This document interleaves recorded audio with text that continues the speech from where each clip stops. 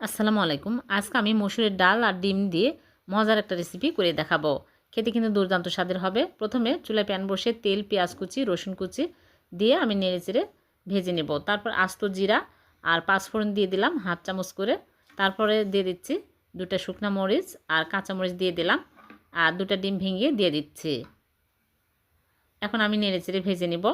তারপরে দিয়ে দিচ্ছি টমেটো একটা কুচি করে, আদা রসুন বাটা দিয়ে দিলাম, 1 চামচ হলুদের গুঁড়া, মরিচের গুঁড়া, জিরা ধনিয়া গুঁড়া আর সামান্য পরিমাণে পানি দিয়ে আমি নেড়েচেড়ে ঢেকে রাখবো 5 মিনিট। 5 মিনিট পর ঢাকনা খুলে নেড়েচেড়ে ম্যাশ করে নিব। তারপরে মসুরের ডাল সিদ্ধ করে নিয়েছিলাম আগে দিয়ে দিলাম, দিয়ে নেড়েচেড়ে ভালো করে কষিয়ে নিতে হবে। তারপর আবারও লবণ দিয়ে দিলাম, মরিচ দিয়ে দিলাম, কাঁচা মরিচ আর সামান্য পরিমাণে পানি দিয়ে নেড়েচেড়ে ঢেকে রাখবো ভালোভাবে বলক আসা পর্যন্ত।